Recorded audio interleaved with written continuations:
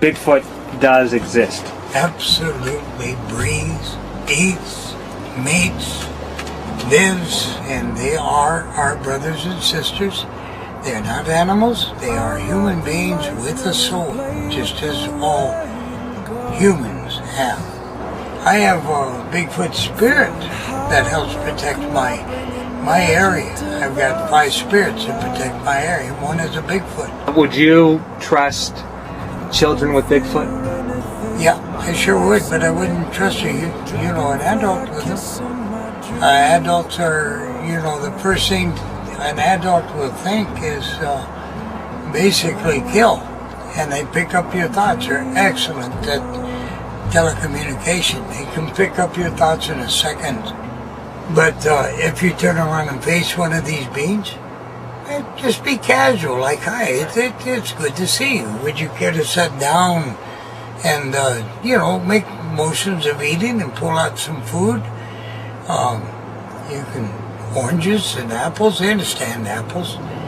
I don't know if ours in the Pacific understand oranges so much as those that go through Florida and stuff, but peel the orange. So peel it so you teach them how to eat it right. They don't want to be killed, and they don't want to be captured, and frankly, they don't want to be bothered with you, basically. They want to be left alone, but we're building and tearing away at their places. Do you know of any stories of Bigfoot actually killing somebody? Any stories? Or? Oh yeah.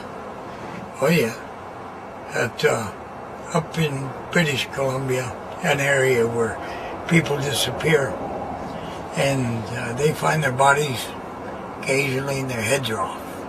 They don't find the heads. And it's one of the, they got a little too close and a little too unfriendly, and they got a big gun.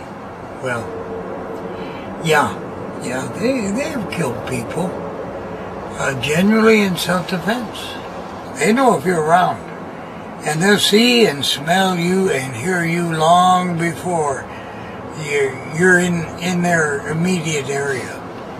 And so they have a variety of ways of stealth, and one is just blending into the trees and bushes. Basic, black ops stealth that we train our SEALs and stuff with. The other, though, is actual invisibility, where they can become a chameleon and become whatever is around them. And I've learned to do that myself, but they're good, and they're fast. They're very fast at it. It takes me, upwards of an hour, but usually about 10 minutes. And let's say you live in a cabin in the woods. You come home one night, you find a Bigfoot in your living room. What do you do? Ask him what channel he's watching.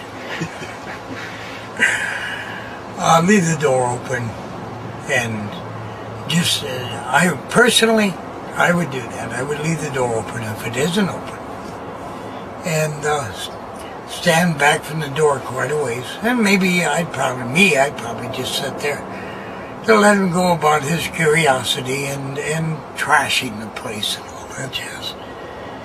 And just, you're probably in there and mad because you build a cabin out in the woods and it's his area, and he just happened to come home that month, and here you are. And whether the cabin's been there or not for many, many years, you're in it. It was abandoned. So he's angry. He wants to know who's living in his house in the woods.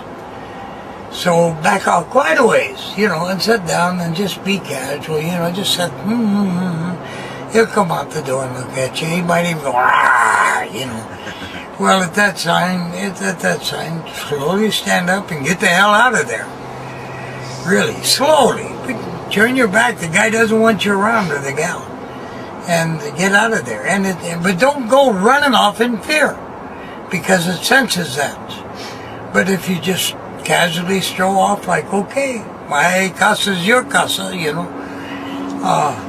then things go fine. Then it says, well, this one didn't come rar me or something, And eventually you live together. You can actually, in a sense, live together. somewhere in the house there, I don't even know where. I got a recording of 3 talking to each other, and what do they speak? How? No, it's not Indian and it's not animal. It's no words that I understood. Mm-hmm. I went down to the university here in Washington State, here in Ellensburg. Told them I had this recording and asked them, what if I brought it down and let you play it to those talking chimpanzees? Would they recognize it or not as something that is somewhere off but yet close to them? And they asked me to, and I got home and I don't know what happened to the recording, so I never got back. It's in the house somewhere. Has there ever been a story of like a Bigfoot like stumbling into a city or a big population of I know humans, one or... right now that goes into a city. Small city, very, very, well, more like smaller than Ellensburg, more like Kittitas. And they want me to go down to the Mexican people. It's in Mexico. Because they know that I can befriend it. But, and it shows up quite regularly and walks up and down the street, mumbling, trying to talk and stopping and looking at people and trying to say something. But they also have one of these idiots that decided, hey, that's for me, and he's down there with a big gun, another Mexican. So they're trying to keep their mouth shut, but they want me to go down there. I'd love to, but I don't have the finances.